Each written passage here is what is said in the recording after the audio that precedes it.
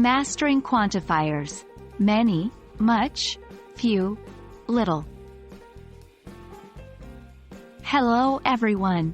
Today, we're diving into the fascinating world of English grammar. Specifically, we're going to talk about quantifiers, words we use to express the amount or quantity of something.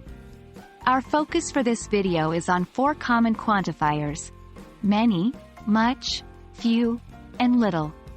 So, let's get started. Quantifiers are words or phrases that precede and modify nouns. They tell us how many, or how much, of something there is. The quantifiers many, much, few, and little are particularly interesting because their use depends on the type of noun we're dealing with. Is it countable or uncountable? So, our first rule of thumb. 1. Many and few are used with countable nouns. E.g., there are many books on the shelf. He has few friends. 2. Much and little are used with uncountable nouns. E.g., I don't have much time. She has little patience. Many is used when we're talking about a large quantity of something that can be counted.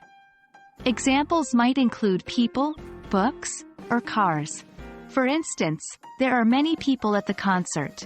Much, on the other hand, is used with uncountable nouns when we're referring to a large amount of something. This might include time, money, or milk. For instance, I don't have much time. One thing to note is that in affirmative sentences, much isn't commonly used in informal spoken English. We tend to use it more in negative sentences or questions. Now, let's look at few and little. Few is used with countable nouns to indicate not many. For example, he has few friends. But be careful.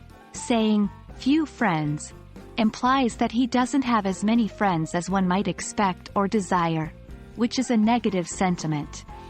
Little is used with uncountable nouns to indicate not much. For example, she has little patience.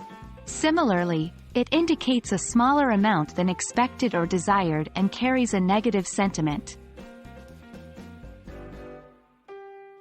To express a more positive sentiment, we use the phrases a few and a little. 1. A few implies a small number, but not zero and not necessarily inadequate. E.g., I have a few friends. This means I have some friends, not many, but enough. 2. A little implies a small quantity, but again, not zero and not necessarily inadequate. E.g., I have a little time. This means I have some time, not much, but enough for what's needed. Well, there you have it. A primer on the quantifiers many, much, few, and little.